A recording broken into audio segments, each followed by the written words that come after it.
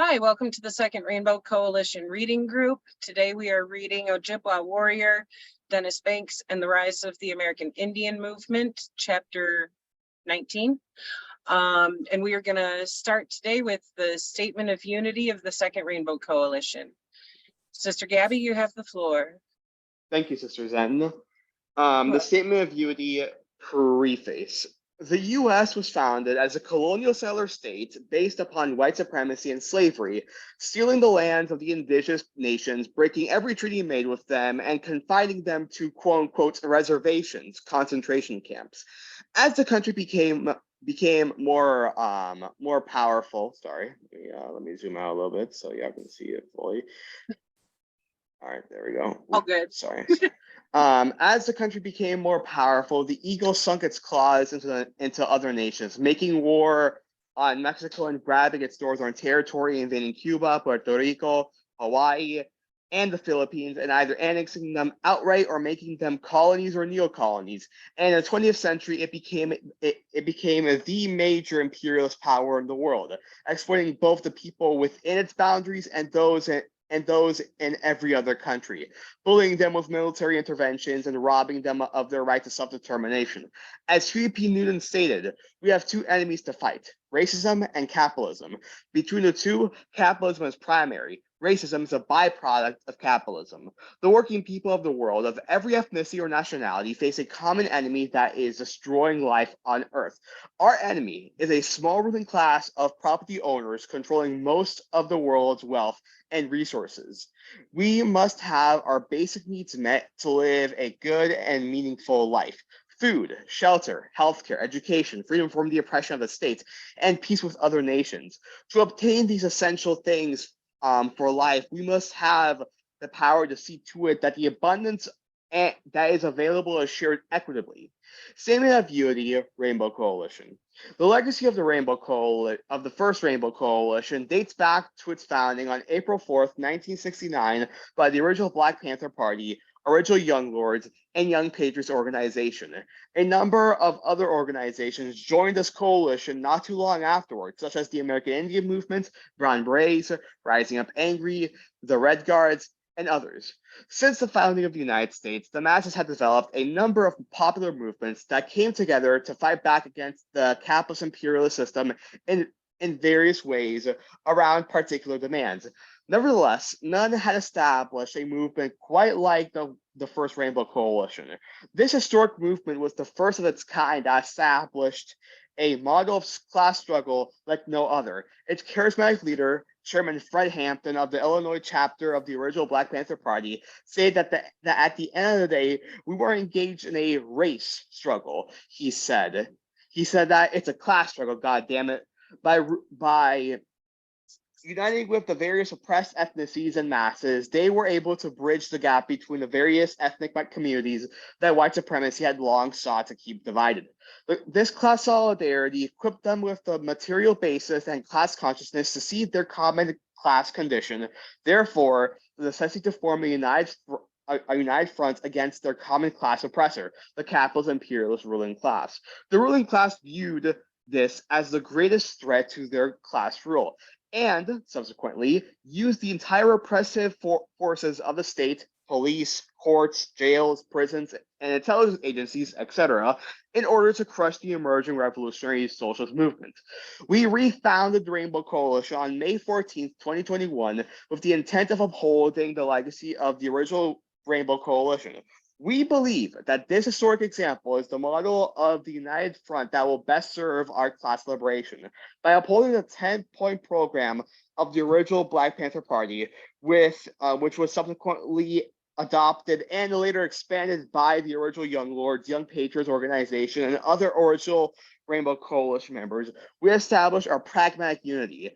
The 6 disciplinary rules that we uphold ties all organizations in our coalition to a common professional discipline. History has bestowed upon our generation a common class mission to fulfill. The representatives of the capitalist imperialist ruling class, represented by the Democratic Party and the Republican Party, cannot liberate us. It is in their class intention and interest to uphold our common class oppression.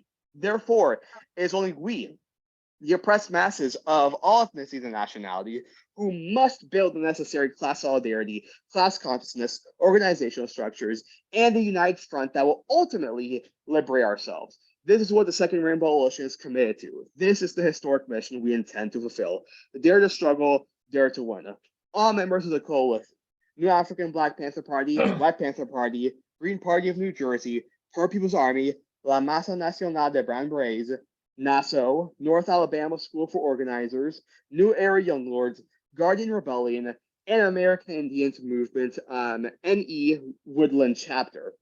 The 6 disciplinary rules. Number 1, members will conduct themselves in a manner to bring credit to the Second Rainbow, to the coalition, and will treat others with respect and politeness. Number 2, members will be sober when on Rainbow Coalition business and will not engage in any criminal activity while a member. Number 3, no member will engage in violence except in the extremity of self-defense. Number 4, members will not gossip nor be divisive to the unity of the Second Rainbow Coalition. Number 5, members will not act as informers nor work against the purpose of the Second Rainbow Coalition. And number 6, nobody is authorized to speak for the Second Rainbow Coalition unless authorized to do so. And that is the Statement of Unity. Awesome. Thank you, Gabby. Welcome. I'm going to go ahead and screen share the book so we can get started with that. There we go. Sure. All right. Can you guys see that okay? I can see it fine, yes? Yeah, that looks good. Cool. Looks like a good screen. Thank you. It cost me a lot. I know. All right, we're starting today with chapter 19, The Informer. AIM plans to carry its terrorism to reservations and towns nationwide, where it will continue its looting and butchery and kidnapping. The AIM leaders are gangsters. Douglas Durham, FBI informant. Fucking pig. Fascist pig. You were gonna say something, Shay? Yeah, I just kept it to myself. Okay. So that's I like to say something to him personally. Right? It's like, You got a nerve to call us. I just want to talk to him. Oh, come on. Spoilers. Watch it. You do it for a moment. There we go. I had to get the cursor working right without it popping out of the PDF again. So you want me to start? What's that? You want me to start? I'll read a couple of pages and then I'll pass it off to you. Okay. Sound good? That sounds good. All right. At the end of the Banks Means trial in St. Paul, Judge Nickel gave voice for over an hour to his outrage about the many cases of misconduct on the part of the prosecution and the FBI. However, he was still unaware of the worst case. The FBI had sent an informer to infiltrate our defense team. He was present when defense strategies were discussed between the defendants and their lawyers. That's fucking criminal. The name of this informant was Douglas Durham. He reported directly to the FBI about the activities of the American Indian movement. After the 1973 Sundance at Crow Dog's Paradise, I had a meeting with Bob Burnett, Ted Means, Russ Means, Clyde and Vernon Bellecourt, Lorelei Decora, and Madonna Gilbert. After we had discussed South Dakota activities, I said that my friend Ron Petit would like to make a request and that I thought he should make it himself. Ron told our group that he wanted to introduce a man who had been working in Des Moines, Iowa AIM office. There was no objection, so Douglas Durham came in. He admitted to being a former policeman who had been busted and since then had been going from job to job. He said that he liked what AIM was doing and wanted to know if he could help out as clerk or a photographer. He also said that he was a licensed pilot, so it looked like he had some skills that could be useful to the Des Moines office. Doug Durham was just over 6 feet tall, roughly 180 pounds, well-built and rather nice looking with shiny black hair. I didn't know then that his hair was dyed and that he wore contact lenses to hide the fact that his eyes were gray-blue. He seemed to be about 35 or 40 years old. He had a very upbeat attitude, wasn't pushy, and accepted the fact that we were in charge and he was to follow orders. He seemed very confident in himself, so we agreed to let him join us. Only Vernon Bellecourt had objected, saying, once a pig, always a pig. Red flag on the fucking playing field. Everyone else had made statements to the effect that if this guy can't help and if we keep an eye on him, then fine, let him work.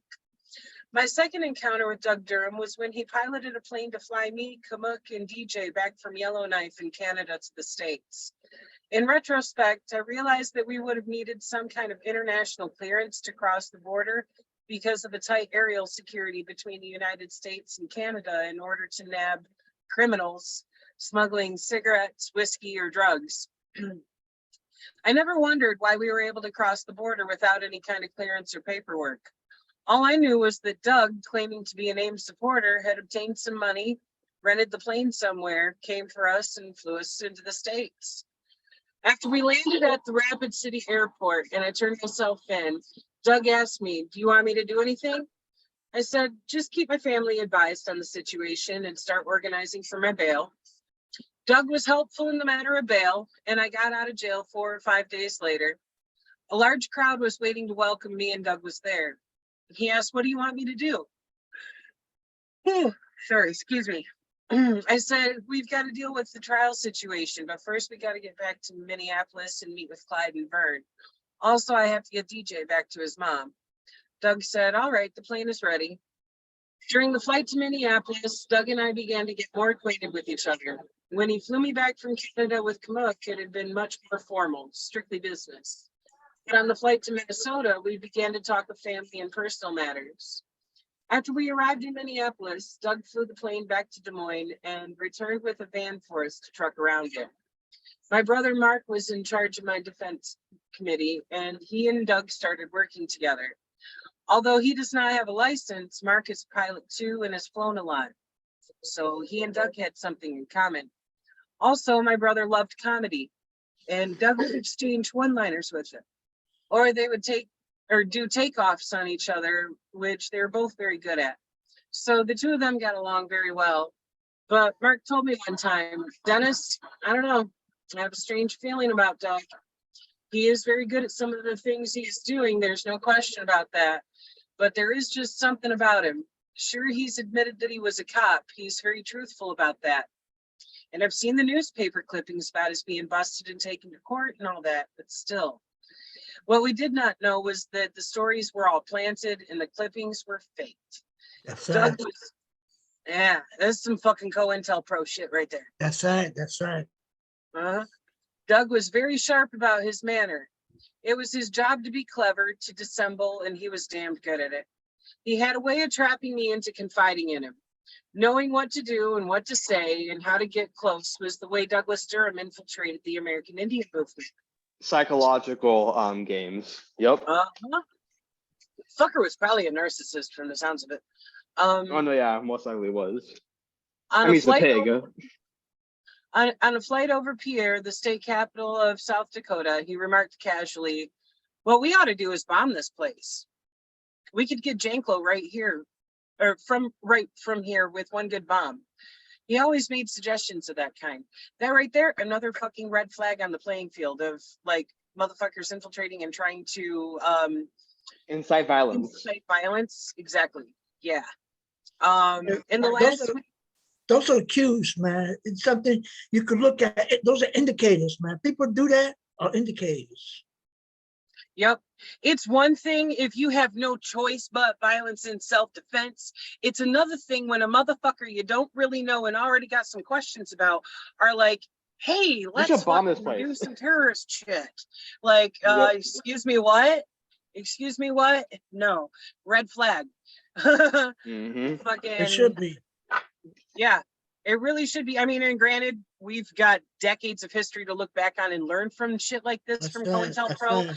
To recognize those red flags when we see them, but just damn, when shit like that happens, you should definitely start to question that person's fucking motivations. It just makes me think of that case a few years ago where there was, I don't know, like a dozen people who had a plan to kidnap the governor of Michigan.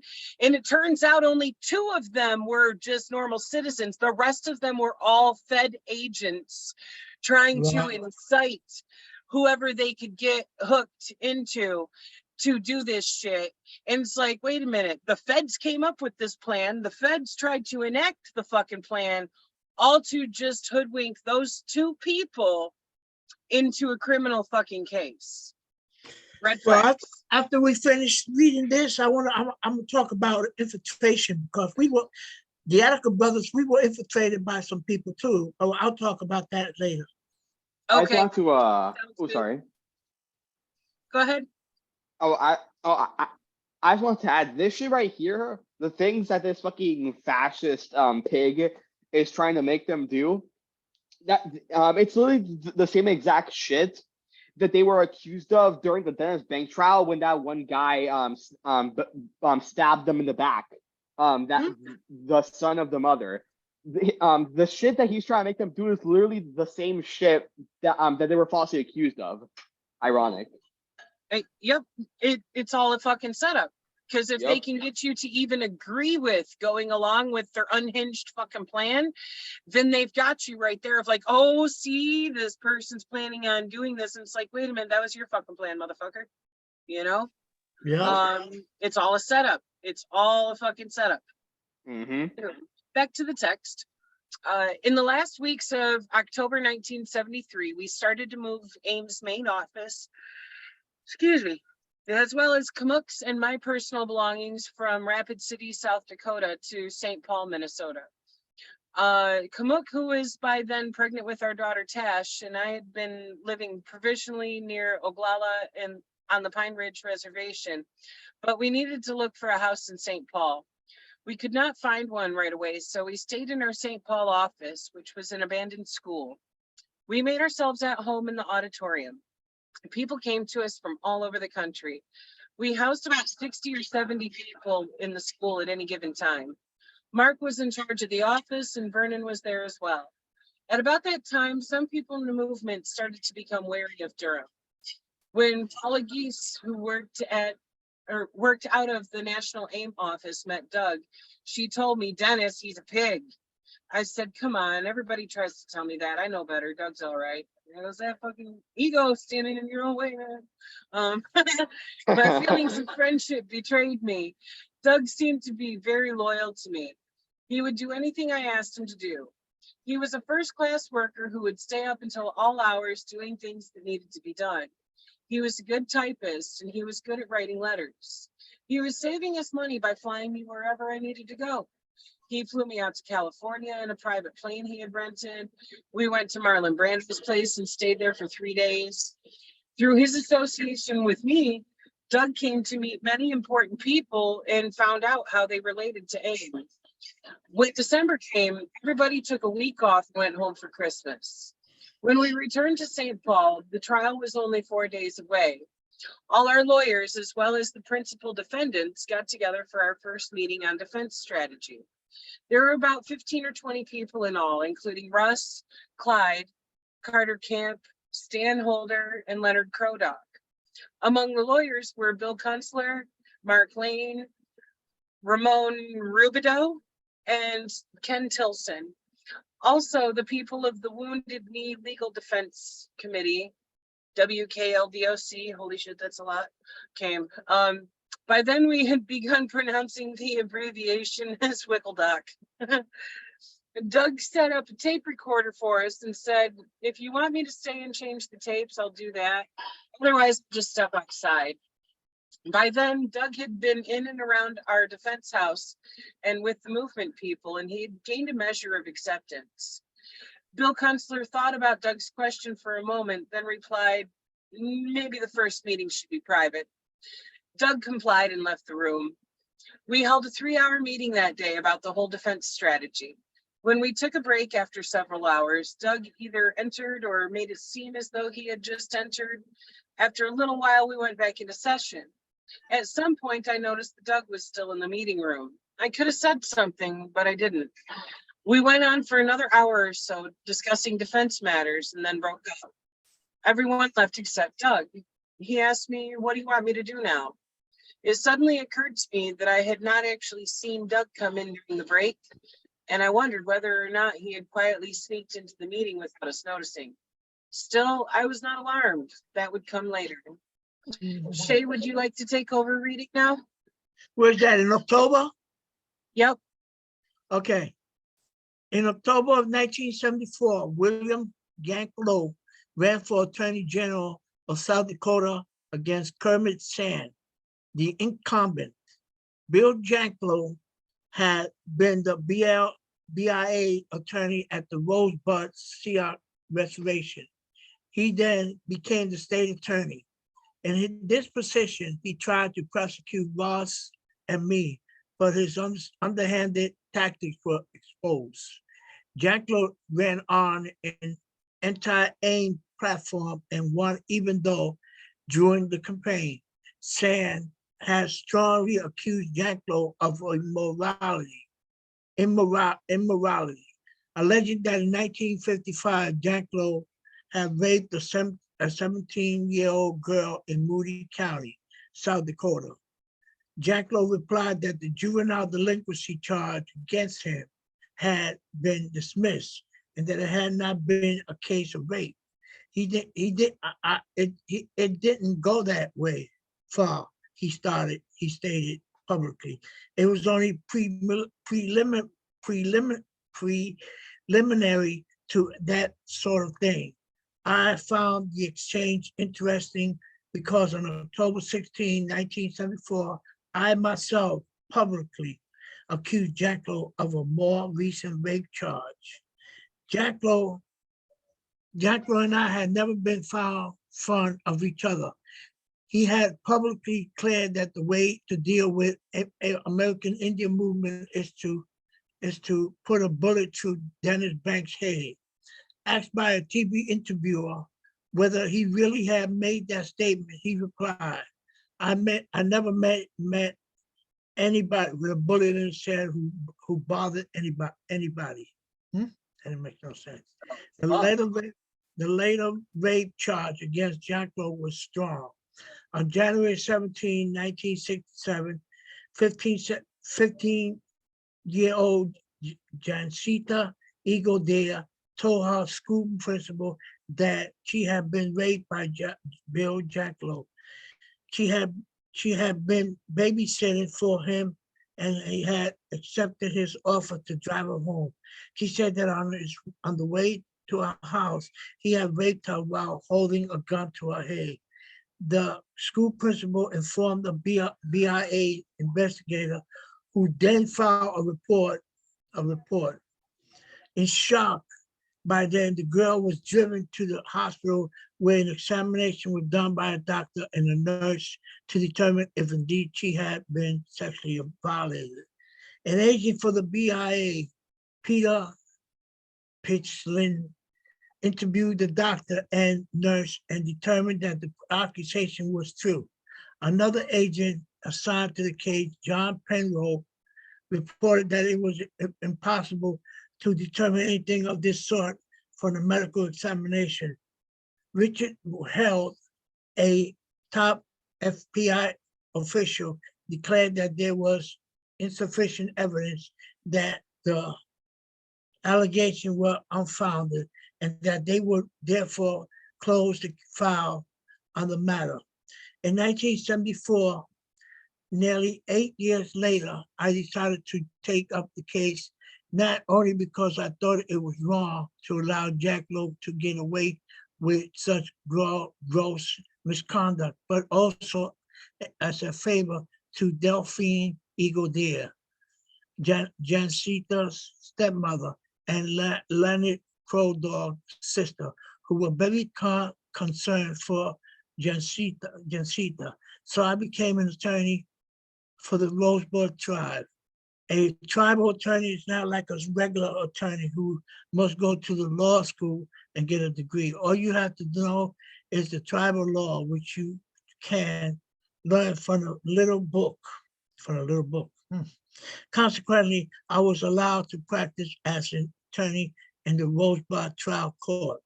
To open the case, I had to have Johnsita testify in person, but she was nowhere to be found. The many stories going around about the rape had made her self-conscious. She had wanted to get away to where nobody knew her. At the time, we could not find anyone who knew where she was. But I went ahead anyway and filed charges against John Cole in my capacity as a tribal attorney. Then I did a little investigating on my own. I went to the hospital and talked to the nurse who had taken care of Johnsita. She described to me how totally traumatized Johnsita had been over what had happened to her. I saw the doctor's report. It showed that I believe to be clear evidence that Johnsita had been sexually abused. I talked to people who had known Johnsita and Jack Lowe at the time of the incident. Different people told me that when John Cole was a lawyer for the tribe, he used to get drunk and amuse himself by driving around in the car naked for the I don't give a shit effect.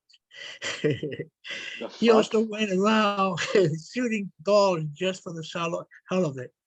Wow. By September, my trial in St. Paul was nearly over. Kamuk had given birth to our firstborn baby, and I was very proud. Our little girl was called Tashina Wambli Eagle Shaw. I felt very blessed as I showed my little Tashina off to everybody. We continued to look for Johnsita. I was actively following leads. One day, Ann May came to me saying, "Dennis, we have a lead on Johnsita. She is somewhere in Des Moines, Iowa." I said, "Well, where's that?" "Well, that's where Doc Durham lives. Maybe he should pursue this matter." She became serious. "Dennis, I would feel safer if I took this assignment and went down there to locate her." I talked it over with my brother Mark and told him that Ann May didn't trust Doug. Although Mark was always kidding around with Doug, laughing and making terrible puns. He was so uneasy about him. I asked, "Do you think he's a pig?" Mark's answer, "I don't know." "I do, I know. Dennis, if he is with the FBI, he sure is clever in hiding it. Maybe and may ought to be the one to go and see where Johnsita is." I said, "All right." We arranged for Ann May to catch a flight to Des Moines. She called me. She called me the next morning from Des Moines. Des Moines. The morning, and left a telephone message for me. As it happened, Doug was the one who picked it up and delivered it to me. He noticed the area code of the number Annie May had left. As he handed it to me, Doug asked, "Where's Ann May at?" "That's the same area code as Iowa." I said simply, "Well, yeah. What's she doing down there?" he asked. I replied, "Well, Doug, we sent her there for some business." He pressed on, "Well, I was just wondering because I could have gone there for you." I looked at him in my eye and said, "We found out there where Johnsita is and sent Ann May down to talk with her." He was taken aback. "Wow, I could have done that for you." I called Ann May later on. She told me I had made contact with Johnsita and she said she would agree to make a statement.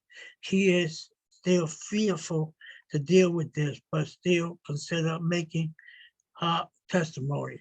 I said, Ann May, you got to get a commitment from her. It is crucial for her to make the stand. And May called back that same evening saying, guess what? The goddamn bastard, Doug Mudd, called me. I don't know what anything to do with him. I told you that. He doesn't, how does he know I'm here? I told her that that he happened to interpret her message to me. She said he told me that we'll both visit Josita and fly her back to Minneapolis over the weekend.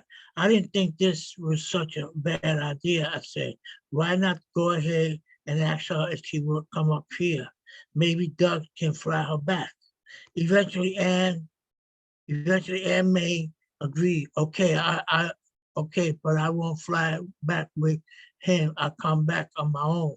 When she arrived at the airport, I picked her up. She said, Dennis, I don't trust Doug Durhan. I don't trust him. I don't trust him. I said, well, listen, Aunt May, you have done everything very well. You found Johnsita and going to court is the next step.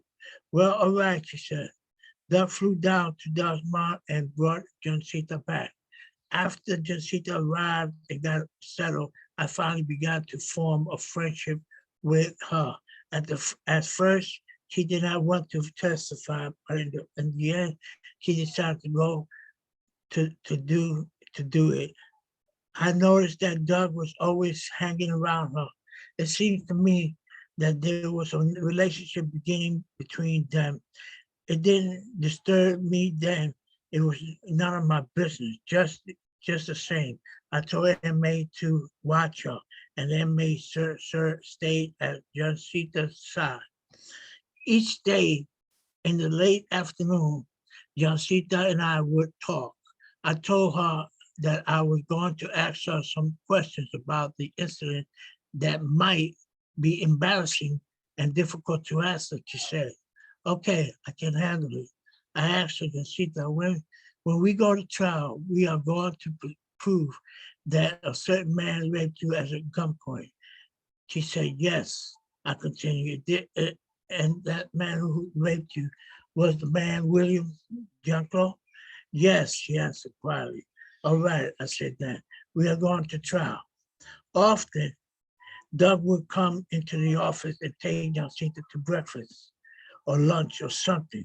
Of course, he never included Aunt May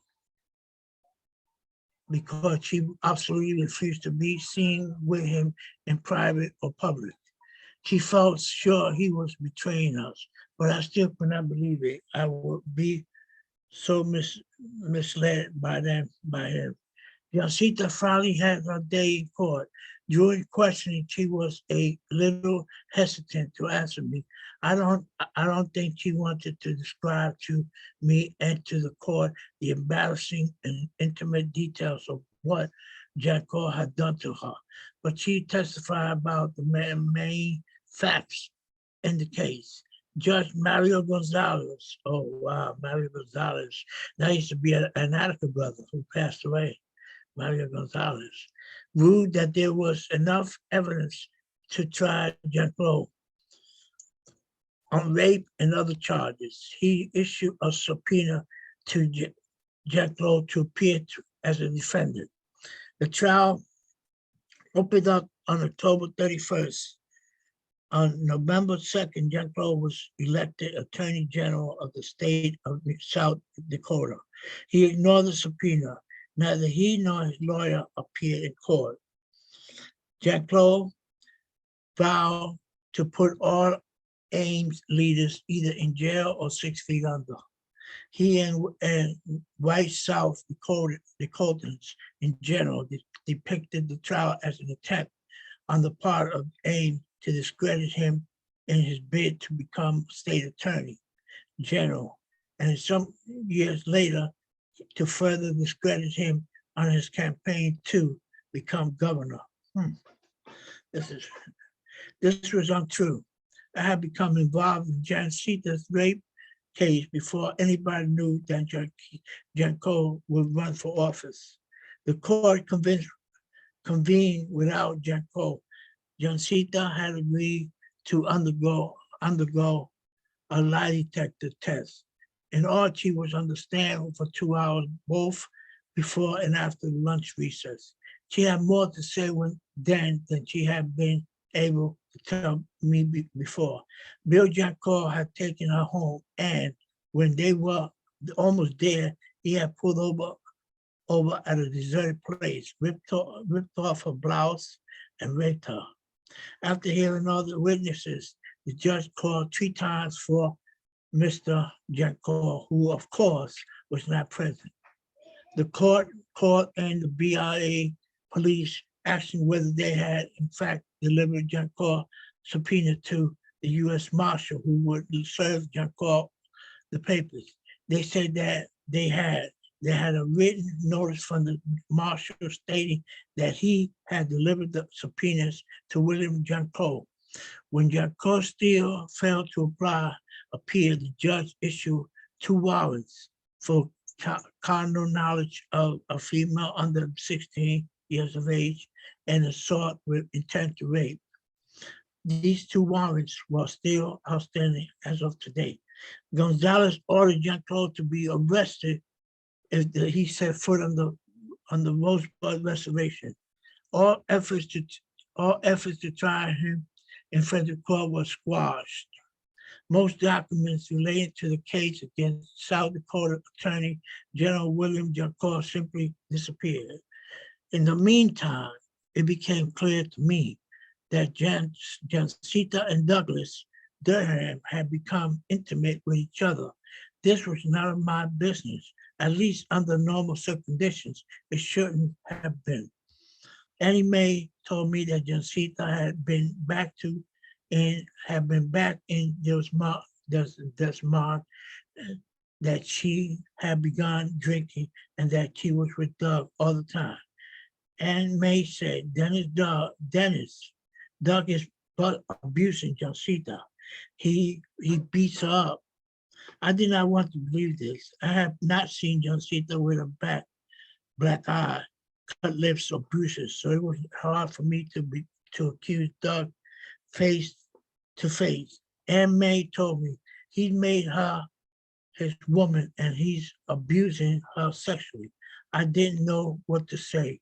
I had no first-hand knowledge about it, but I confronted Doug. I said, listen, Doug, I think you more to let her go. It's not right. It's not right. There's something between you and you two that is not working. You argue all the time, but I never saw him physically violent with her. Others saw it, but he did not. But he hit it well from me. Still, another voice was raised against Doug, this time by Ella Golden, a white legal aid friend and trusted supporter of AIM. She helped us in any way she could. On one occasion, I told Ella to work on a project with Doug Durham. She told me I absolutely would not. I distrust him. I am sure he is an informer. I said, Elder, was that in order? Which I realize now was not out of line. She said, I'm here as a volunteer. I don't take orders. I just won't have anything to do with that guy. But I will be here for you in any other capacity. Still remain unconvinced that Doug would betray us. Towards the end of 1974, I was confronted by something that stung me like a bolt of lightning from the blue. I was in LA visiting Marlon Brando, who had long been involved in Indian issues and had become a friend. When I got a call from Vernon Bellico, who said, I have some very, very important news, but I cannot give it to you over the phone. I am here with Clyde, and we need to talk with you immediately. I said, all right, I am coming. Marlon kindly perked up the ticket for me, and I flew back at once to Minneapolis. As soon as I met Vernon, he said, look at these papers, Dennis. What is it, Dennis? That's okay. What it showed me was a report of an informer working for the FBI. When an agent makes a report on an assignment, he or she fills out what is known as a chill to form. The one I was looking at was signed Douglas Durham. It had been given to us by Ken Tilson, one of the Ames lawyers. It came to Ken as a consequence of my friend Herb Powerless having been arrested in Phoenix, Arizona, on a firearms violation. Herb's trial involved a closed-in camera hearing during which an informant testified against the defender. Only attorneys are allowed to be present during this particular examination of a witness who was none other than Doug Durham. The FBI obviously thought that the proceeding of this in-camera hearing in Arizona will never come to our attention in Minneapolis. So they accidentally blew Durham's cover. Herb was told the name of that witness and got a description of him. And of course, it was Doug. Somebody else read, please. Oof. And of course, it was Doug, the man I had named as Ames security chief. Ken Tilson, as Herb's lawyer, requested a copy of the 302 that I now held. Vernon called a meeting. There were 7 or 8 of us present.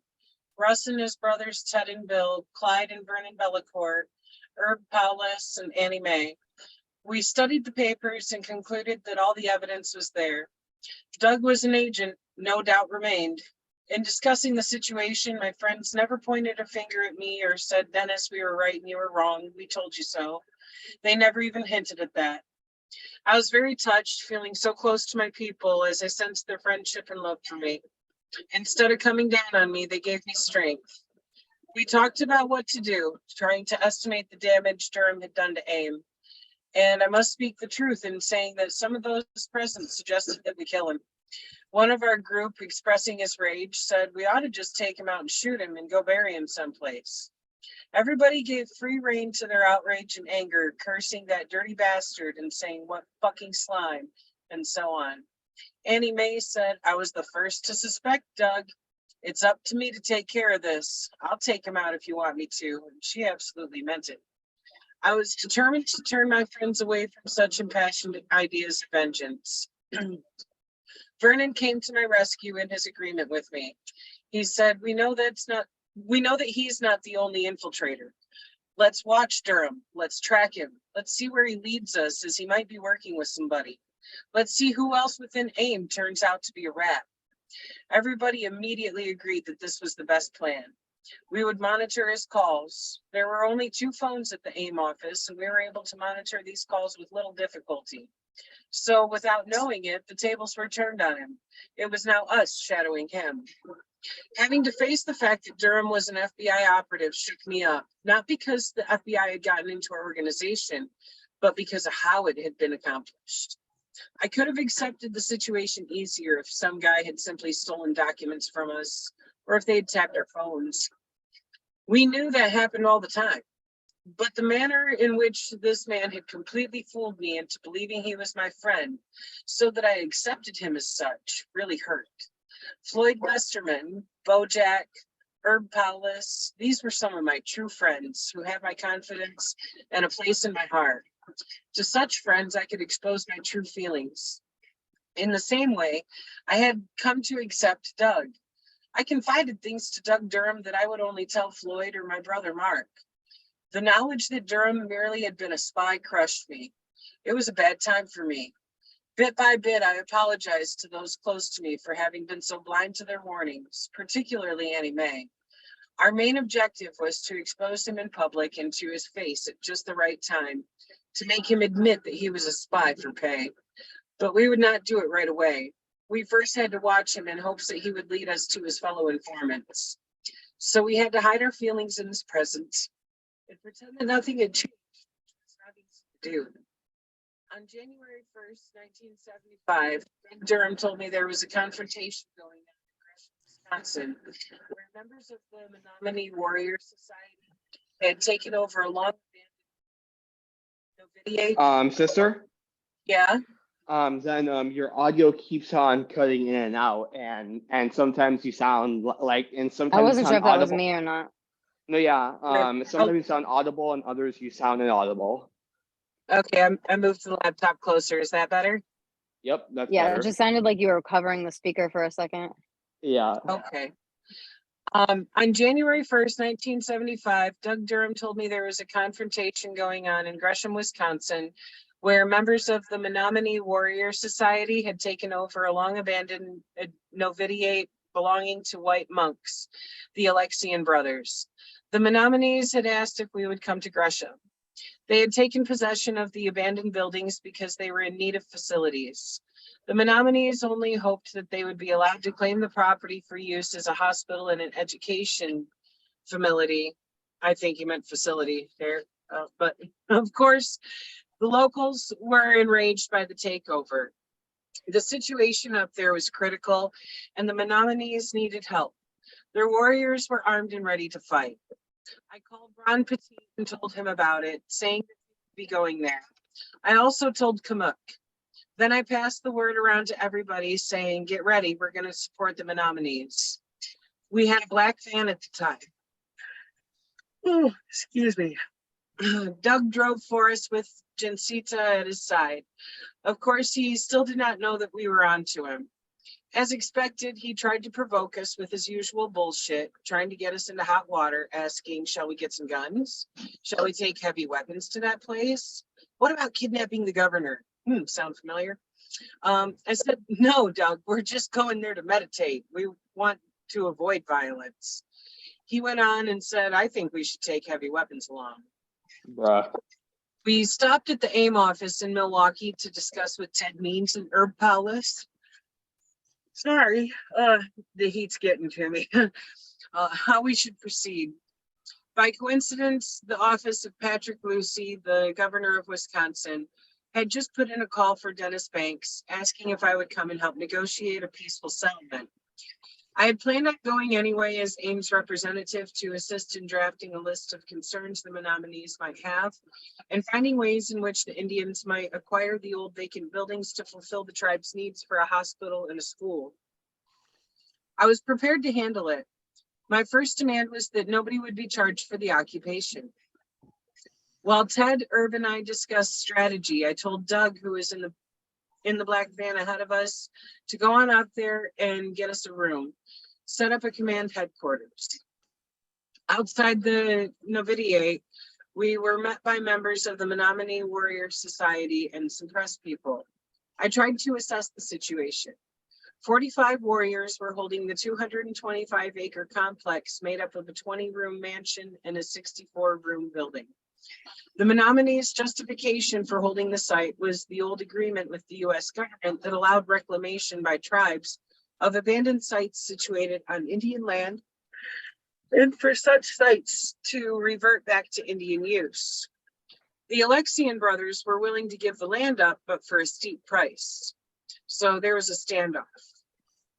That's not reclamation. That's them trying to make a buck off of shit that ain't theirs. Yep. And even I just want to add, and even if they did, even if they were able to pay off their payment and get back that land, at some point in time, those fucking white supremacist bastards will probably just taken it back and killed everyone. So it wouldn't have mattered either way. Given what the government and its cohorts have fucking done so many times, yeah, you're probably right. Mm-hmm. And shit, I gotta get another ice pack to put under my phone. Gabby, I could can you read for a moment? I'm sure. Where did you leave off, Sister Son? The top line at the start of the page there, we started negotiations. Gotcha. We started negotiations and set up a committee. While the law enforcement people set up theirs, our committees would meet almost every hour under a white flag of truce. I went inside the novitiate. She pronounced it as Novidiate. I'm novitiate, not you sure got what it. that word is either. Yeah, No, Novidiate. Novidiate. Novitiate. No, okay, Well, I okay. could be wrong in that pronunciation too. I don't know. I'm guessing on that I word. think I think it's novitiate. But anyways, I went inside the novitiate. I think he meant negotiate. I don't know. I went inside the novitiate to talk to the Warriors. Herb Paulus and Ted Means came in with me. It gladdened us to see old friends in there from AIM. My friends told us, okay, Banks, here's what we want. We would like this whole abbey turned back to the Menominee Yeah. Menominee people. We want it to be converted into a hospital, a cultural center, and a meeting place for Native people. It must be given back to the tribe. We want we went back outside and met with the Alexian brothers. They insisted, no, we are not giving it up. It is for sale. The price is fucking the price is seven um seven 750 I'm bad with numbers. 750,000. Is that how you pronounce it? 750,000. 750,000. Right. 750,000. If you can come up with that amount, you can move in right away. What kind of fucking money is that? That's a horrible deal. The fuck? Right, and just think about the difference in time here. I believe this was in 1974. Yeah. So that would be the equivalent of probably around $3 or $4 million now. Probably, yeah. Fucking hell, that's straight up bullshit.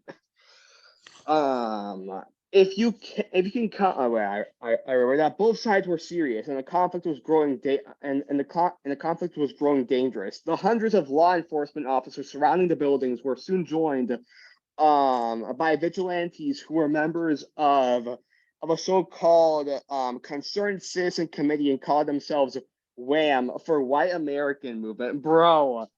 Bro, this literally gives fucking this gives White Lives Matter type of bullshit. What the fuck? Yep. Dude, Yep. literally, fucking hell. The sheriff was a John Wayne type who was also. I just want to add, how much do you want to bet these fucking vigilantes thought they were fucking Batman, which is unironic. The sheriff was a John Wayne type who was ready to use armed force. His deputies had sealed off the area surrounding the abbey, cut power lines, and severed telephone communication with those inside. Extremists whipped up hysteria and spread the rumor that that among the Indians were heavily armed Russian convoy. What the hell? Extremists, the Indians who were heavily armed Russian communists. What the fuck? Yo. Fucking hell, bro. That is, yeah, sure, bro. Indigenous people, a part of AIM, are apparently Russian now. Yeah, sure. Fucking hell, bro. I'm sorry about that. That claim was absurd. There was a gunfire, not as heavy as at the knee, but sporadic shot now and then. Every 2 or 3 hours, a shot would go off and tensions would rise. Then things would calm down again.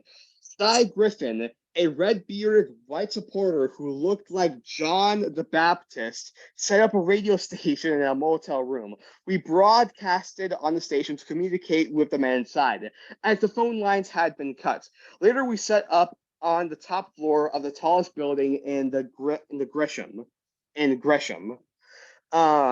was an underground station. We did not have a license. Our broadcast could be heard by people throughout the country. At first, Doug Durman tried to take over this operation, but we quickly put Annie Mae in charge. Durham, by the time, was stuttering around, introducing himself to the press as AIM's public relations director. We let him anything to keep him away from where serious matters were being discussed and to prevent him from entering the abbey.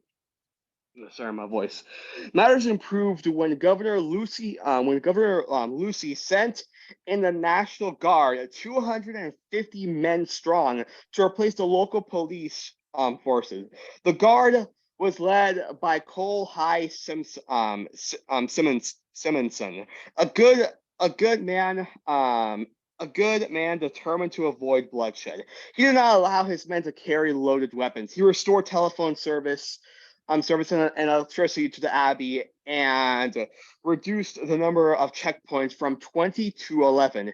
He announced, we're not on either side. We love everybody. He also said of the Menominee.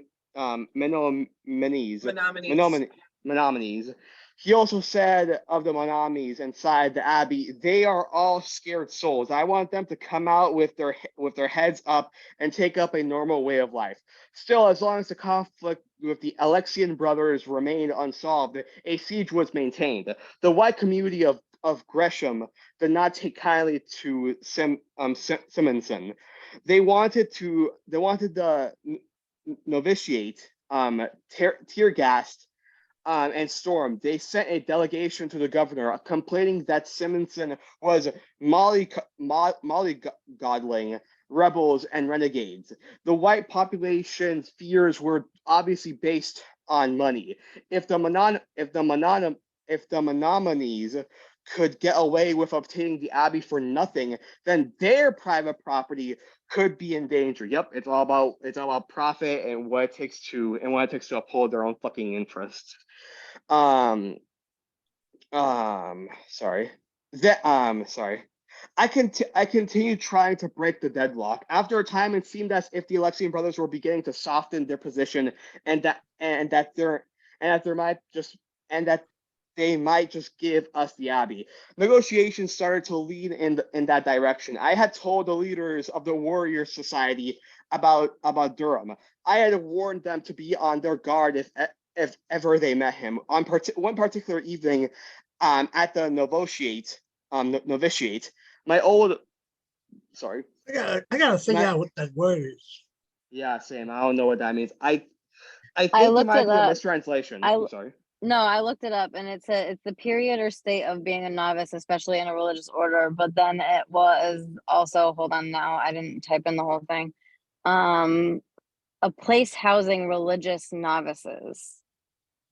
Novices. Okay, So Okay, it's definitely it's some type of a building that I'm sure the word is probably outdated, but it's some type of a structure that they used for religious purposes or spiritual purposes. And does it kind of happen to applies. say in there like what the pronunciation is? Alyssa? Oh, I think she went off. Oh, you're on mute now. I'm just Yeah, curious. I was listening, and then it wouldn't. I was listening to it, and then it wouldn't let me unmute. It said novitiate. Novitiate. Shit. No. Okay. One more time. No. Yeah, it's like Novitiate. a upside down E in the pronunciation. So yeah, novitiate. Okay. Thank you. So, thank you so much, Alyssa. I was also No problem. just going to add. that term still kind of still applies here due to the fact that they want to turn the Abbey into a cultural and hospital center. So it still kind of applies, you know. Anyways, I want to go back. Where was I again? Oh, right. At my old friends. Yeah. One particular evening at the novitiate or novitiate, my old novitiate. Gotcha. Novitiate. God, that's such a weird fucking word. That's like on Marx levels. One particular evening at the novitiate, my old friends John Waubanascum and Neil Hapatas wanted to know if they could have a private ceremony with me. They wanted to have a sweat lodge and asked me to run it. I said, sure, I'll do it. I told Colonel Simonson we were going to have a sweat lodge ceremony instead of the novitiate. I want to go back there this evening. He shook his head. Dennis, there's a curfew. There can be no movement at night after 8 p.m. I said to myself, to hell with the curfew. I phoned Neil, go ahead and build a fire for the sweat. I'll come back in tonight. Annie Mae was organizing food to be backpacked. Sorry, I lost where I was. Backpacked in by way of secret route. She was very good at that sort of thing. That night, I drove around the back of the novitiate with Annie Mae and John. Novitiate? Novitiate. Novitiate. Nova Fucking hell. shit. Novitiate. Okay, novitiate. Every time you Kind come of- up to that word, just say, fuck it, and keep going. In the back of the fuck it. No. Whenever I come across that word, I'm just gonna say not shit. That's what I'm gonna fucking say. Yeah, The night I drove around, oh, shit. the night I drove around the back of the no shit with Annie Mae and John, we hoisted the backpacks of food and other supplies, walked about 5 miles, and managed to get inside. We had a very strong ceremony that night, which lasted until 3 o'clock in the morning. We all felt good and refreshed. In the early morning, Annie Mae, John, and I walked back out, got in our car, and drove to the motel where we were staying. I went to sleep knowing that the Warriors would stick it out, no matter how long it might take. At the end, we wore down the Alexian brothers. They decided the whole abbey. They decided the whole abbey to the Menominee for $1. God damn, that is. Imagine going from fucking $750,000 to $1. God, that's some strong negotiation skills. Right. Fucking hell. If only I could do that. If only people could do that when it came to taxes. Or houses. Yep. They decided the whole abbey to the Menominee for $1. We left Gresham after having been there for 20 days. Shortly before our last day, Doug and Jancita disappeared without a word. Maybe Doug had an inkling of what we knew about him. The Warrior Society of the Menominees led the no fuck on February 3rd, 1975. After occupying it for 34 days, they were immediately arrested, handcuffed, and transported to jail in Shawano, Wisconsin. A fucking course, fucking disgusting. All during the night in their cells, they chanted their native songs. In court that the next day,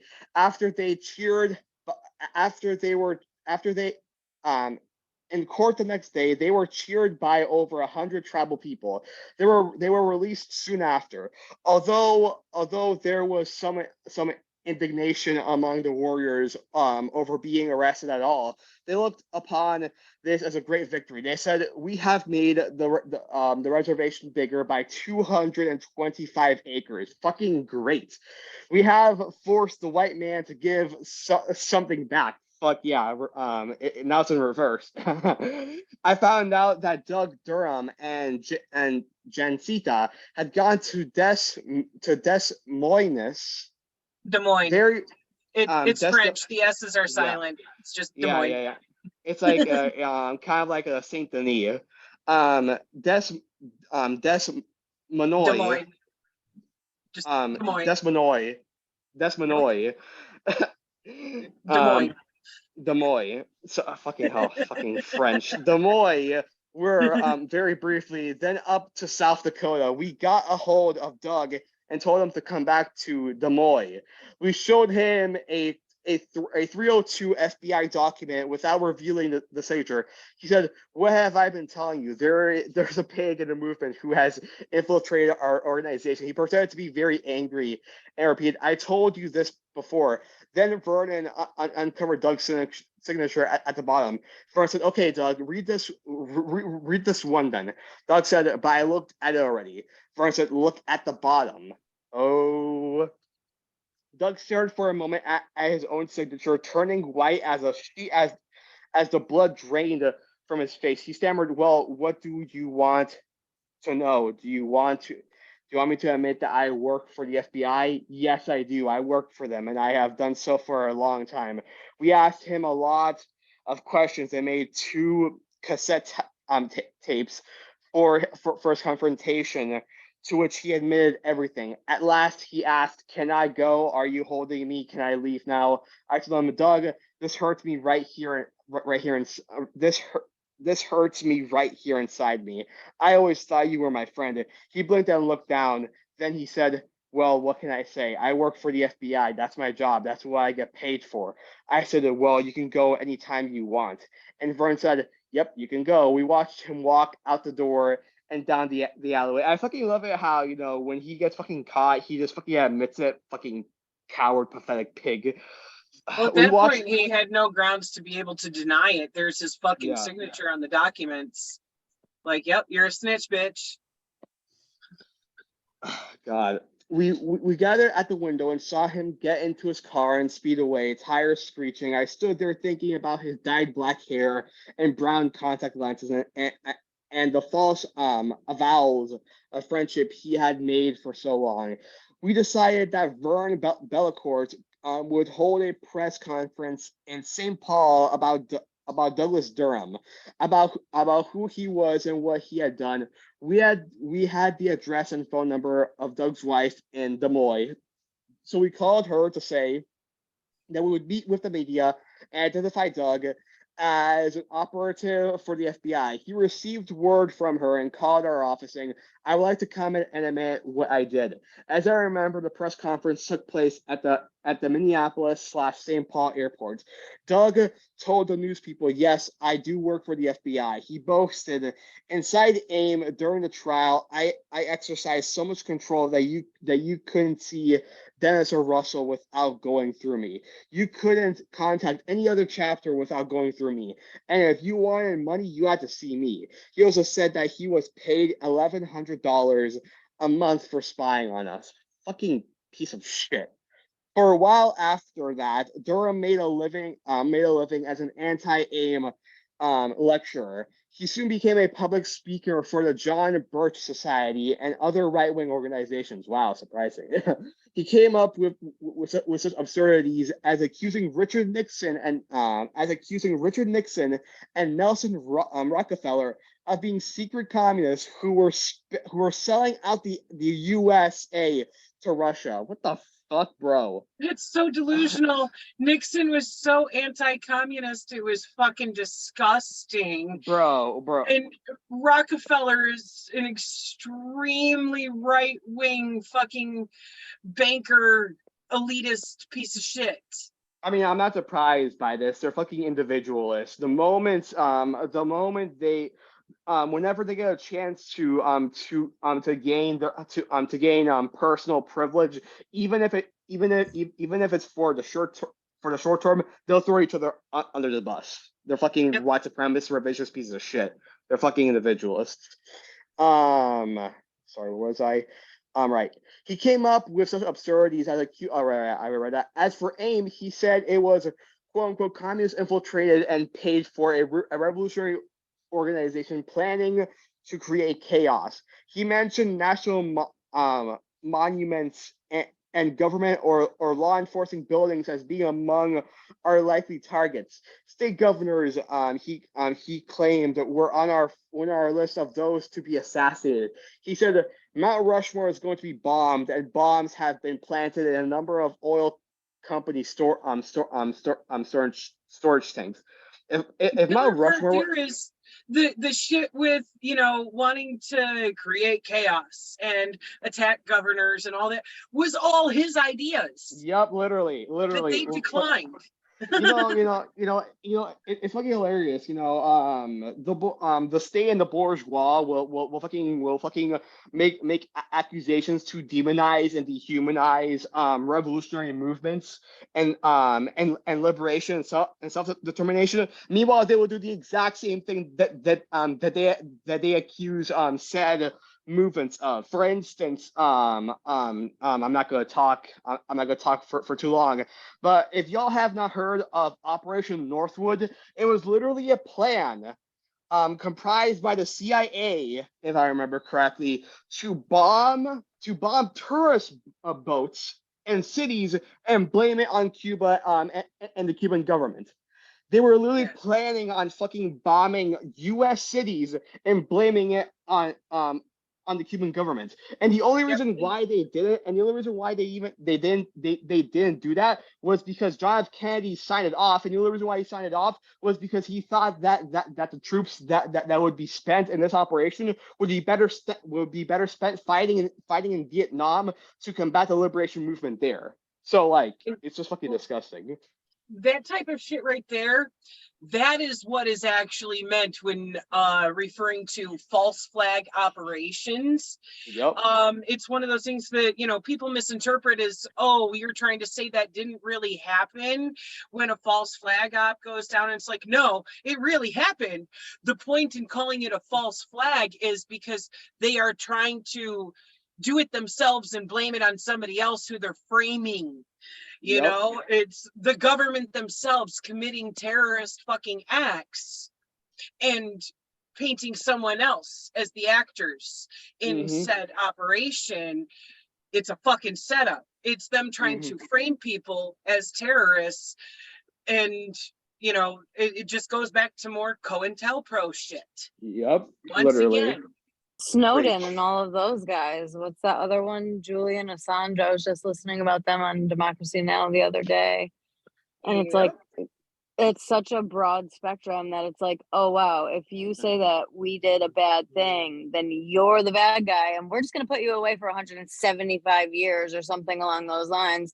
Call it not a life sentence, but it very clearly is. Yeah, I always find it hilarious how they're like, oh, you're sentenced for 65 years, but it's not a life sentence. Like, bro, like I'll probably be dead before I fucking reach 60 in prison. Like fucking 65 hell. years, I'll be 99. I'm dead. I better be fucking dead. I better be fucking dead. Right. Life expectancy in this country is, I think, in the low 70s average, you know? So it's like, I'm sorry, if you're more than like 10 years old, that's a fucking life sentence. Get the fuck out of here. I'm pretty sure it also, sorry, I didn't mean to cut you off, but I'm pretty sure that it also just went down because we suck that bad. I believe our life expectancy in this country has just gone down within the last like year or so. No, yeah. I just wanted to mention this one thing, and then we'll continue on. So the interesting thing, right, is that I was obviously born in Cuba, right? And during the operation, when I was being born in Cuba, you know, my umbilical cord was wrapped around my neck, which isn't uncommon. You know, it happens frequently with babies. The thing about it though is that as they were doing the operation to try and take out, you know, my umbilical cord off my neck, or else it would literally fucking snap it. All of the electricity at the hospital that they were doing the operation and turned off. All the equipment, all the lights, everything turned off. And yet, despite the fact that they literally had no fucking medical equipment and no lights, or at least electric lights, they still managed to successfully successfully make me not die. But and it just scares me to think that if I was in that same situation, if I was born in the US, I would have probably fucking died compared to Cuba. And that thought just kind of scares me. But yeah. Probably. Also, before we continue on, because you know we've each read like 4 or 5 pages, so I imagine we're getting pretty close to the end of the chapter. I wanted to ask Alyssa, do you want to take a turn reading? I can. I'm in my car actually. Oh, you're Nice. driving? No. I got away from everybody to go sit in my stationary vehicle. So yes, I can read. Okay. I just forgot figured where we I'd left ask off. if you wanted to, since you hadn't had a turn yet. Oh, thank you. After we exposed him, is that where we're at? Yep. All right. After we exposed him as an FBI operative, Durham and Janika Eagle Deer disappeared from view. We heard they were hiding out somewhere around the Rosebud Sioux reservation, and that friends were concerned about Janika. How do we say that? Janika? Is that what we're saying? Jancita? Jancita? Genesita. Oh, jeez. Lord have mercy. Jancita. Jancita. I was way off. Mhm. Jancita.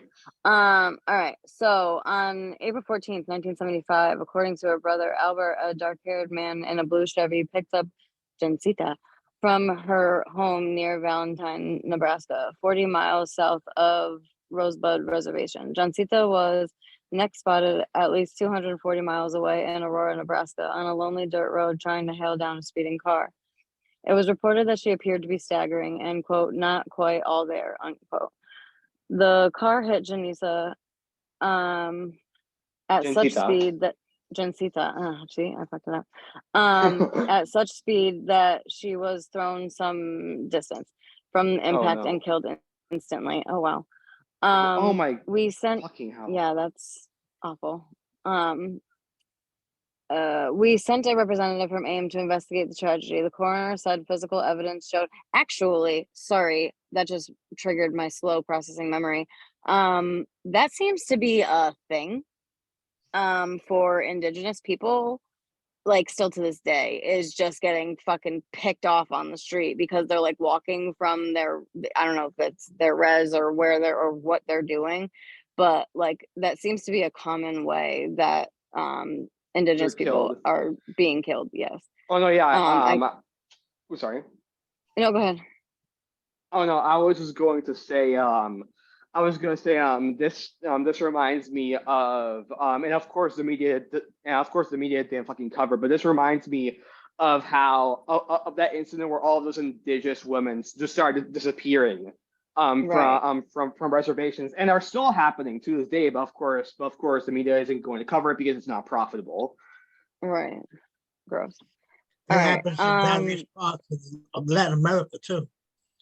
I'm Mhm. sure. All right, sorry.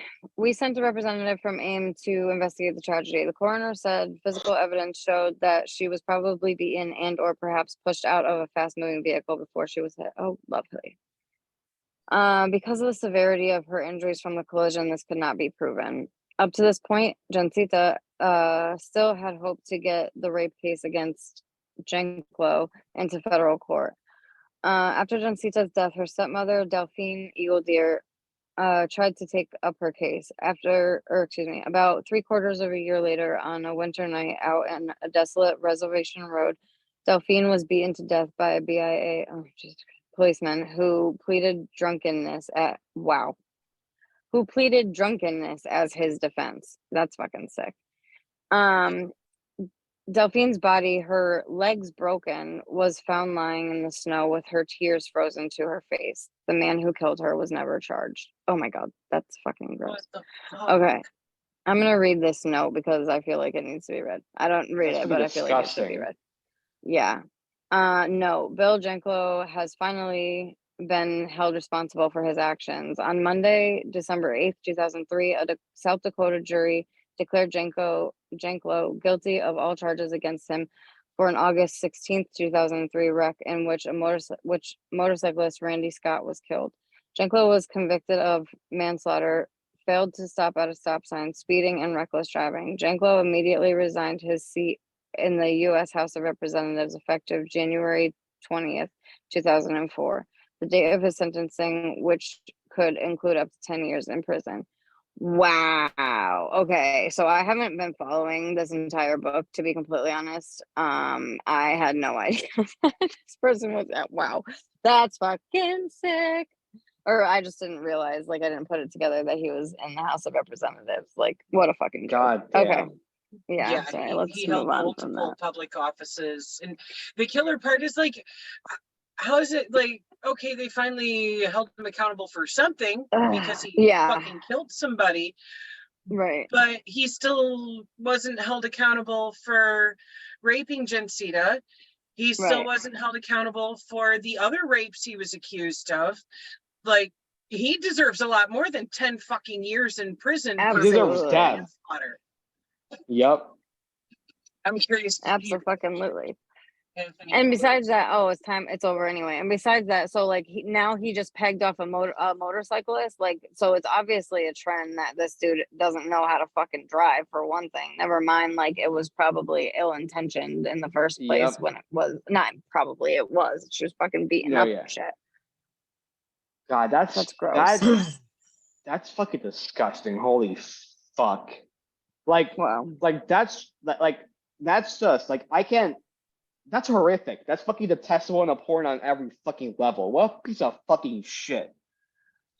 Yo, what the fuck?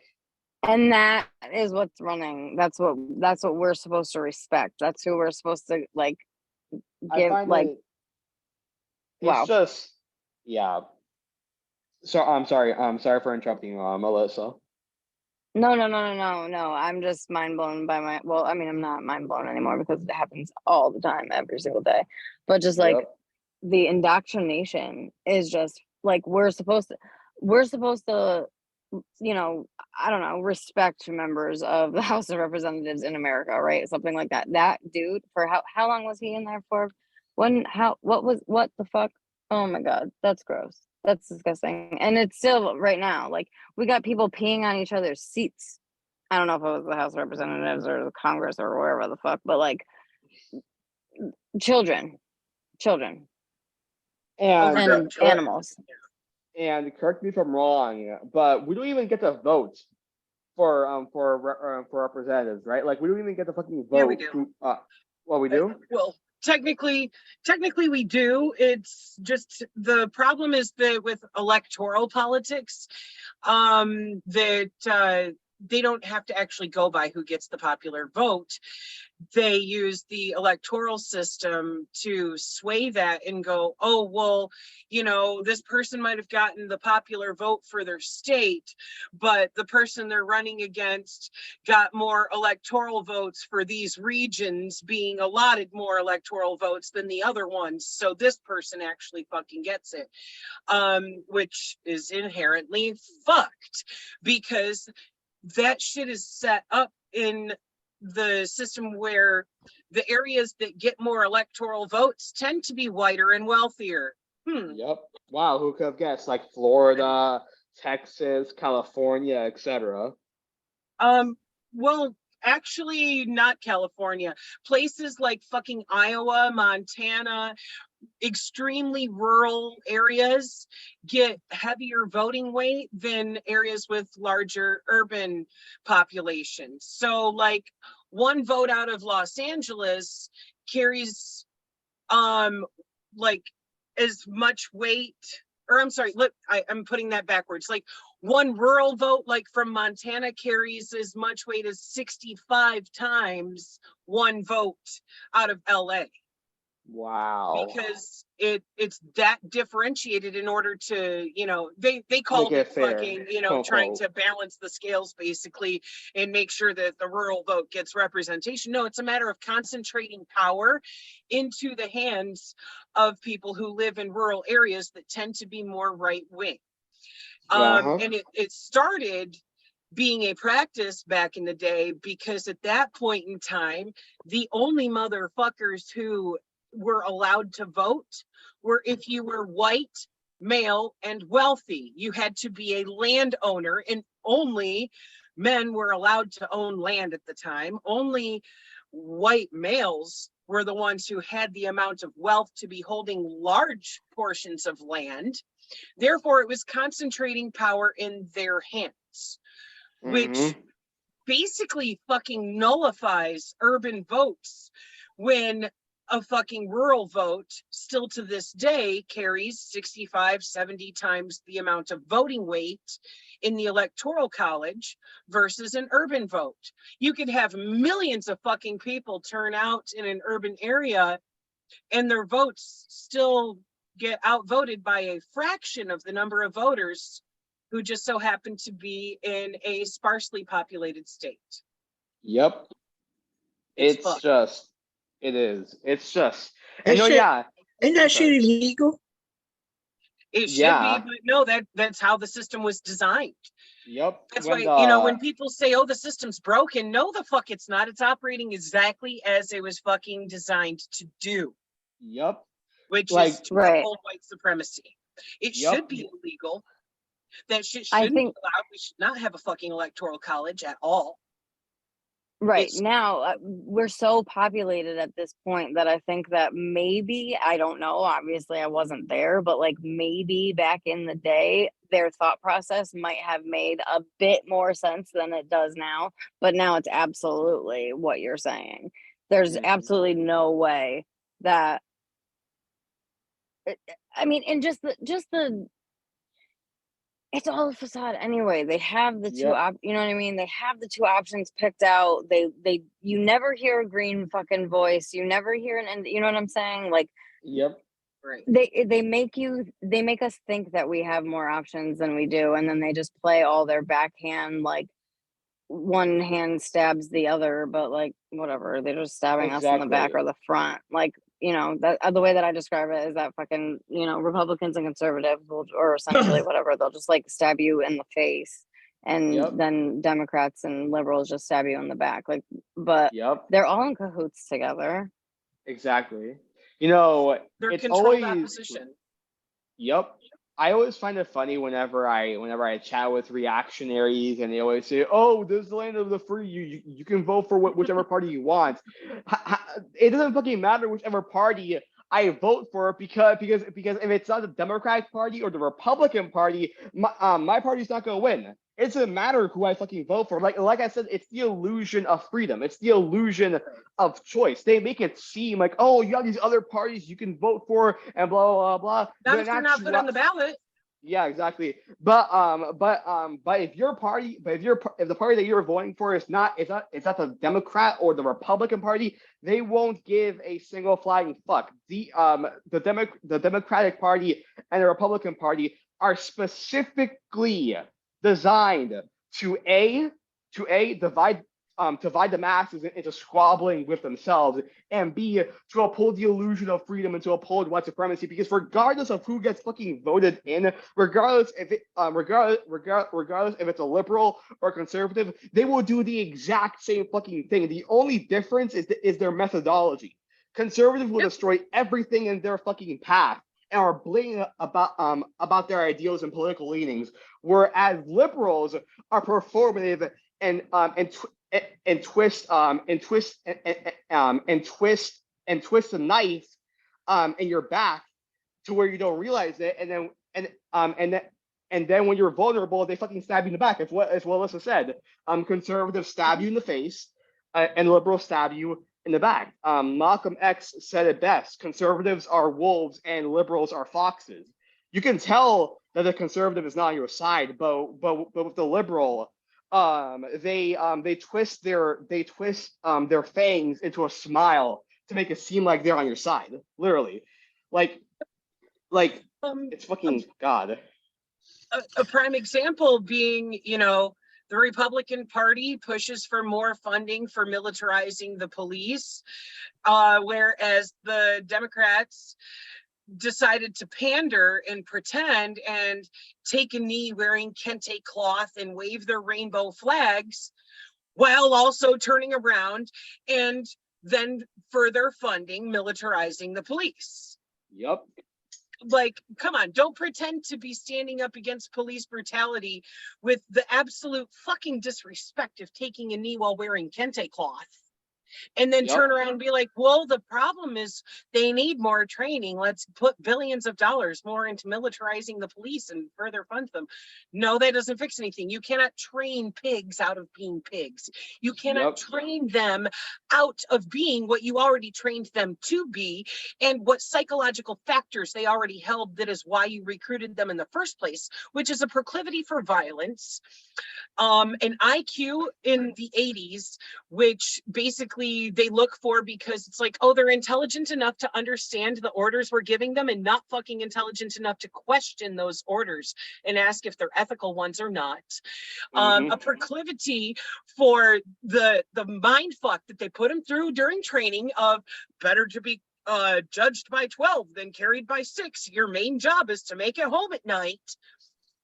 No, you cannot fucking give them sensitivity training and think that's going to unfuck their minds from already having been sociopathic fucks, which is why you fucking recruited them in the first place. Yes, Preach. the guy that I always get his name wrong. It's like David Grossman or Daniel Grossman or something along those lines. But like I don't know exactly what his title is, but from my understanding, he generally ends up speaking to like all recruits of police forces at some point or another. I'm not sure why or how, or if it's just like a venue that they have to go to for training or what, right?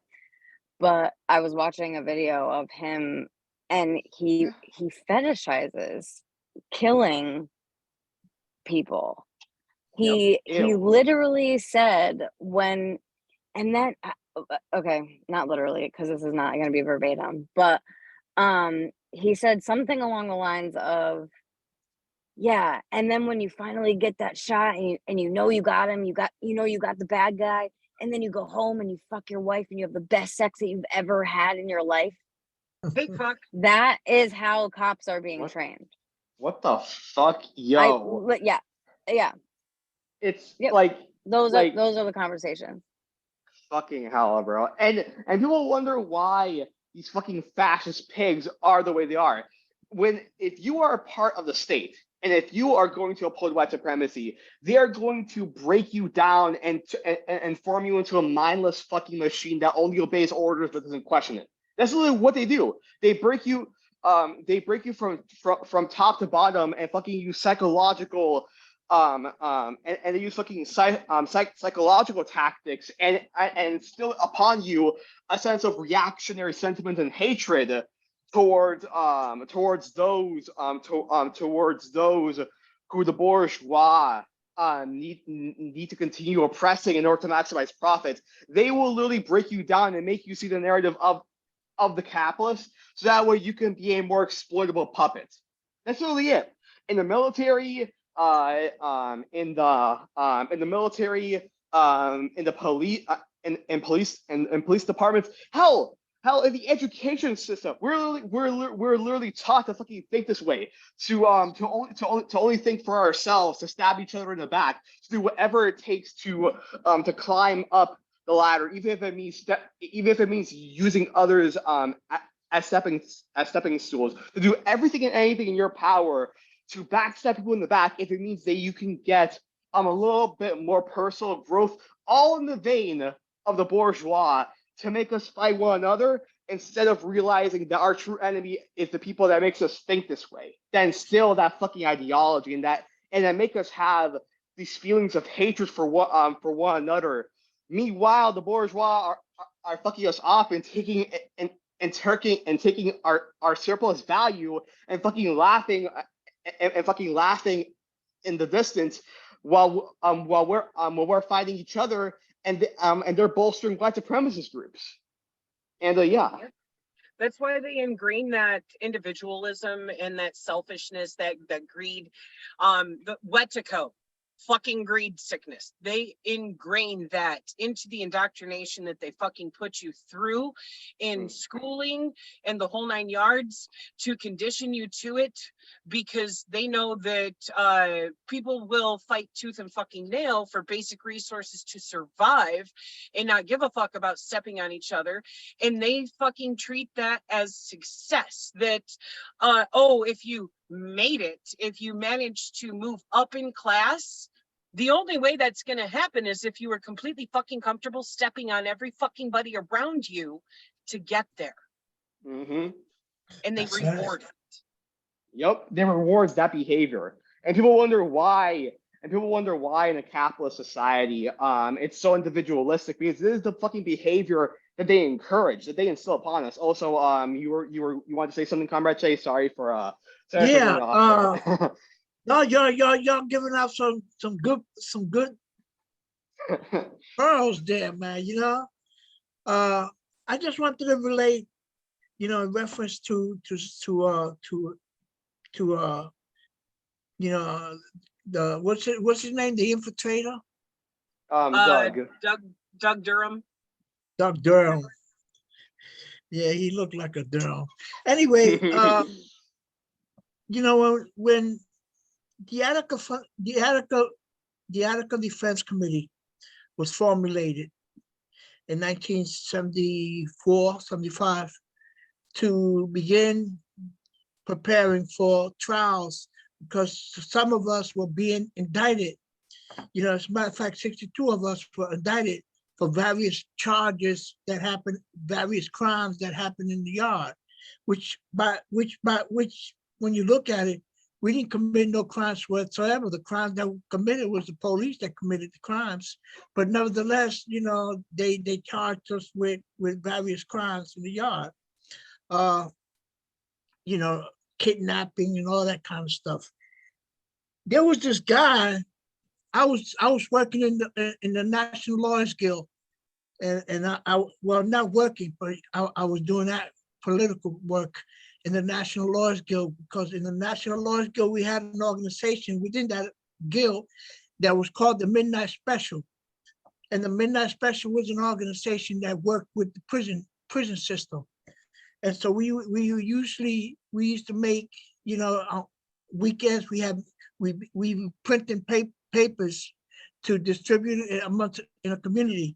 And there was this guy, man, who came out of nowhere, man, you know, and he just started getting familiar with us. You know, it never even slipped my mind, man, that this dude was possibly an agent. But nevertheless, he used to smoke. He used to, at night when I used to live.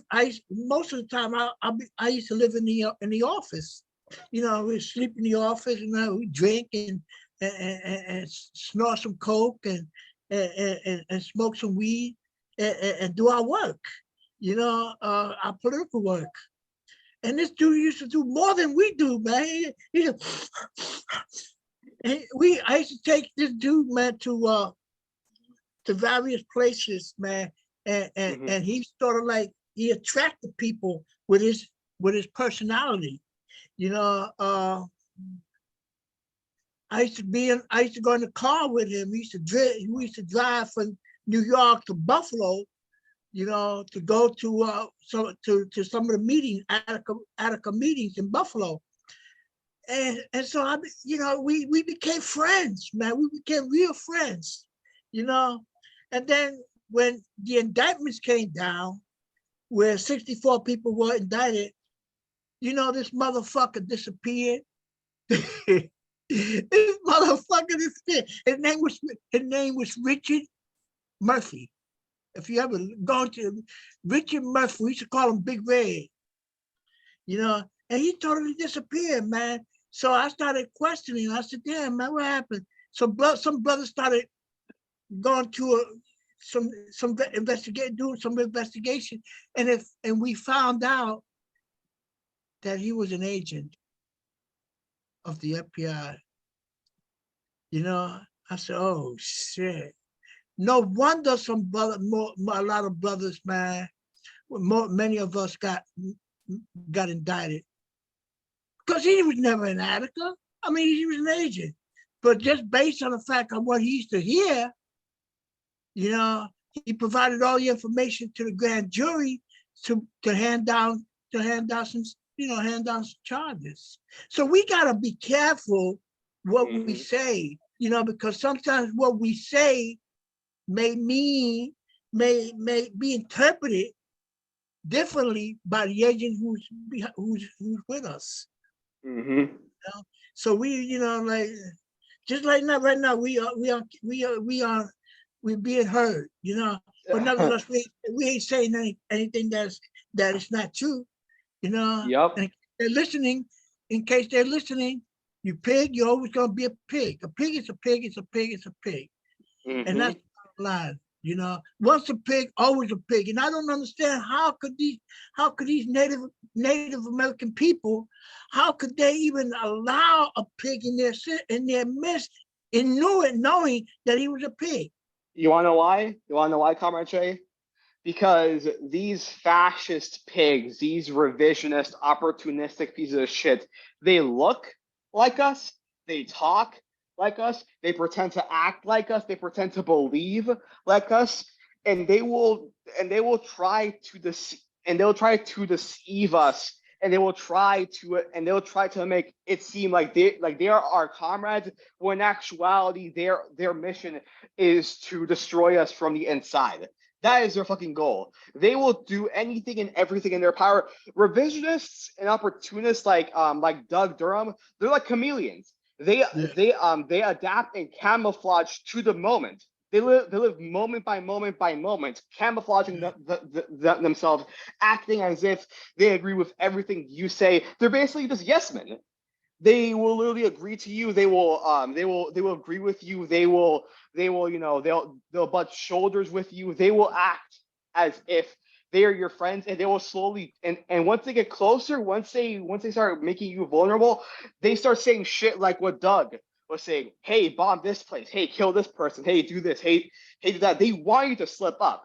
They want our movement to fall into reactionary behavior and to be destroyed from the inside, in order to snuff us out, and to let revisionism and opportunism overtake the party. That's what happened with the Black Panther Party. That's what the FBI and COINTELPRO did with UP Newton. They took advantage of him. They whisper into his ear. They took advantage of his, I believe cocaine addiction or some other addiction, I forgot.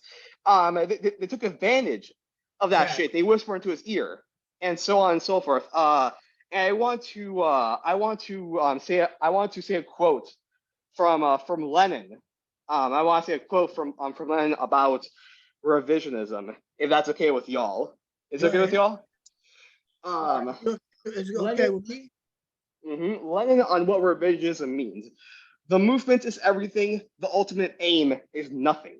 This catchphrase of Bernstein's expresses the substance of revisionism better than many long disquisitions, to determine its conduct from case to case, to adapt itself to the events of the day, and to the chopping and changing of petty politics, to forget the primary interests of the proletariat and the basic features of the whole capitalist system, of all capitalist evolution, to sacrifice these primary interests of the sake of real or assumed advantages of the movement, such as the policy of revisionism. That's all it is. That's literally all it fucking is. Instead of actually focusing on the real fucking shit, they fucking focus on petty squabbles, on fucking small disagreements that they make out to be bigger as they seem. That's what COINTELPRO did. If I remember correctly, that's what COINTELPRO did with UP Newton and Aldrich Cleaver. They fucking pitted them against each other, and so on and so forth. They literally distract us, and instead of us thinking in a dialectical and scientific manner, and observing things through a materialistic and realistic manner of observing how class struggle is going to be moved forward to achieve liberation. Instead, they focus on the small shit. They try and deceive us. They try and make us seem like, this person said this about you, so therefore the movement is in jeopardy. They try and break us from the inside out. And yeah, I'm sorry for ranting there. No, and Yeah, it's true. It's true. Yeah, I was talking to somebody the other day, and they were talking about, like, just for a small example of what you're saying is like just like verbiage. Like, people absolutely certain verbiage is extremely important to use or to get rid of or whatever the case may be. But like, for example, like we had a conversation at the Poor People's Army thing, and it was like homeless, unhoused, houseless, blah blah blah. Like, okay, I understand when it comes to respect and people that don't respect it and blah blah blah, like have used the correct verbiage. But when we're having these conversations, and like if we were actually like out on the street, like the unless you were specifically asked, I guarantee you the people in Kensington County that are strung the fuck out living in a fucking recliner on the side of the road do not give a shit what word we're using. They want to get inside of a fucking house or inside of a program, or probably not a program. movement. Like I have better ideas for a program, but like movement. you know, holistic. Yeah, that would be awesome as well. But no, like there, like specifically where we were, we went on a reality tour, and it was Mm. like it was insane.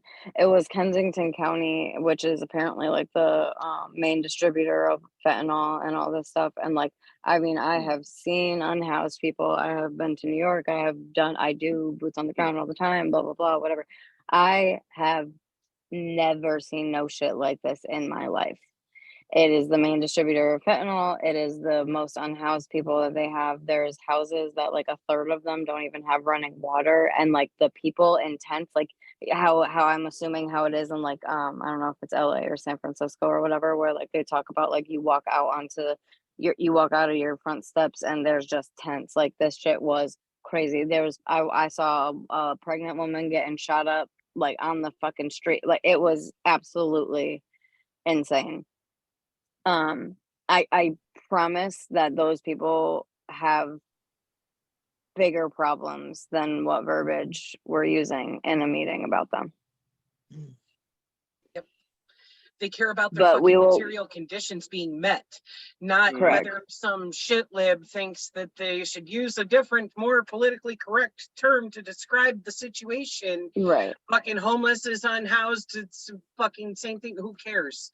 Meet Exactly. the fucking material conditions. Exactly. Correct. Literally It cost get- us less money as a country to provide housing than what it costs to keep criminalizing homelessness.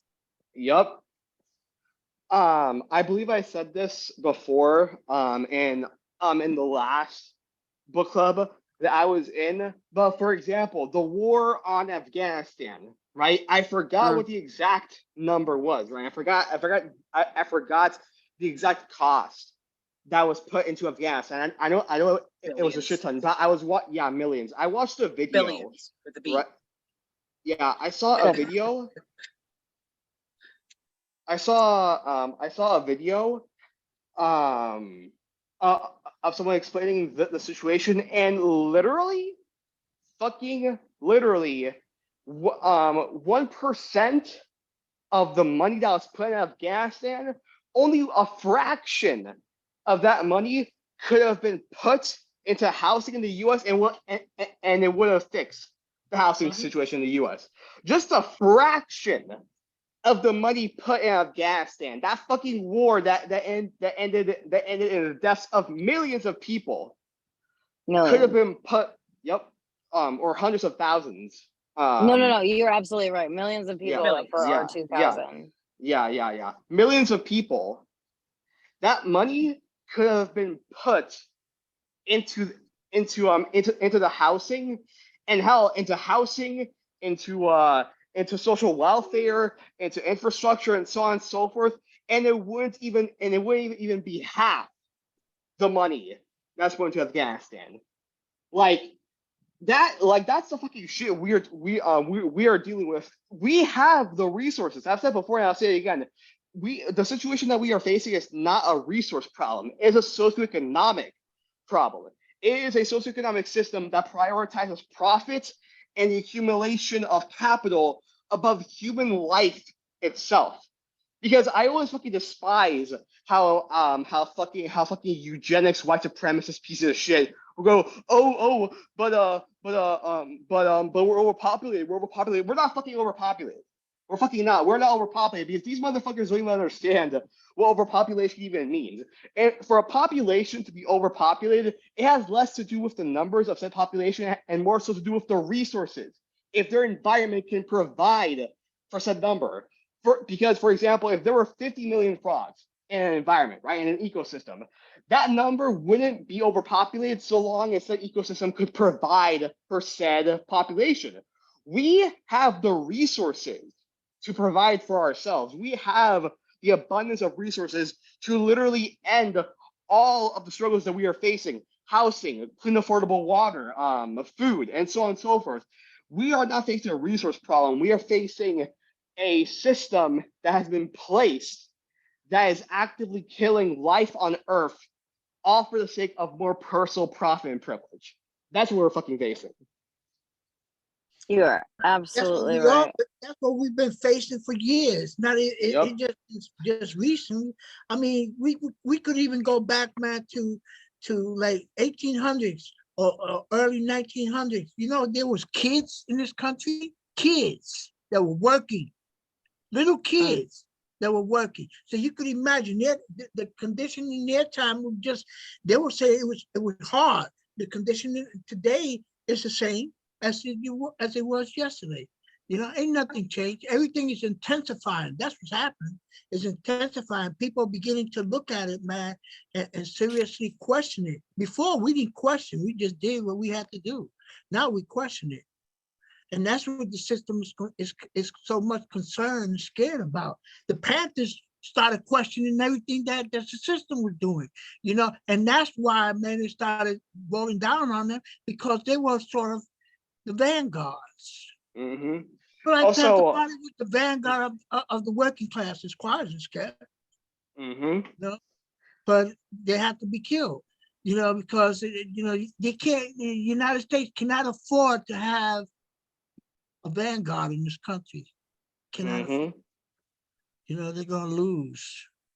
Well, that's know? why they even took things that the Panthers started, like the free food programs, and adopted it themselves to provide, you know, breakfast and lunch in schools, because they were like, wait, we can't have the people fucking, you know, providing this for themselves. And especially when it's coming with some political education, we can't have that competition. We better fucking do that ourselves. So that way the kids are just coming to the indoctrination school and getting fed here, and not going to a Panther, you know, community center before school and getting a real fucking education along with their breakfast before they come to the indoctrination place.